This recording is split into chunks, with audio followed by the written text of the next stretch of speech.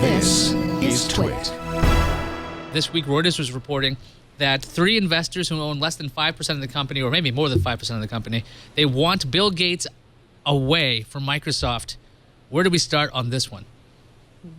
Well, first, we should start on the fact that this is a completely unsourced story, from what we can tell.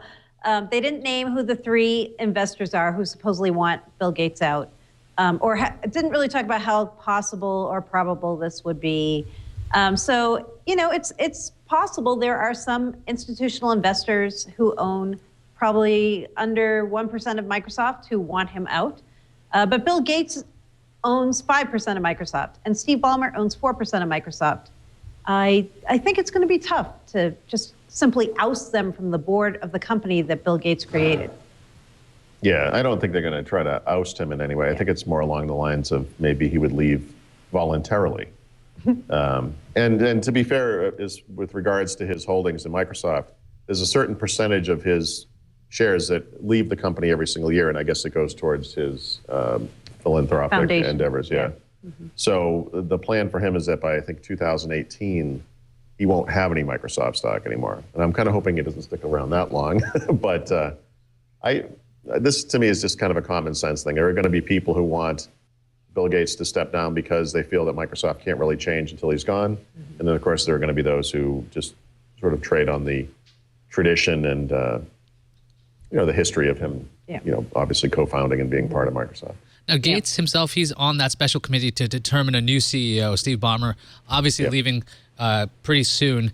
And the report was claiming that because of Gates' presence and his ability to, basically they were saying it was this not due influence. The influence that Gates has is far greater than his actual shareholdings, which I find to be ridiculous considering he, I don't know, co-founded the company. So what do you guys make of that idea that because he will be on the committee, that will stop the next leader? Because it just seems like, it seems a little strange to me.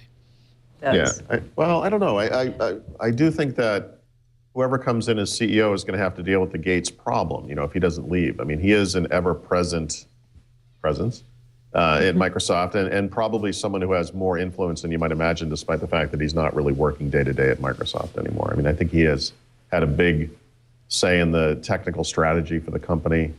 And, you know, the board and by extension, Bill Gates support the current strategy of devices and services, which a lot of people are starting to question. So I would hope that whoever comes in as CEO, however it happens, with or without Gates, has the ability to make the changes that may or may not be needed at Microsoft without any, you know, meddling from on high, you know, in either direction. You know, I saw somebody retweeted this this week. It was Brad Silverberg, who is one of the really key people at Microsoft back in the Windows 95 days. He was running the IE team. And he said on Twitter, if you are an investor in Microsoft and you don't like Bill Gates as the chairman, you shouldn't be an investor in Microsoft.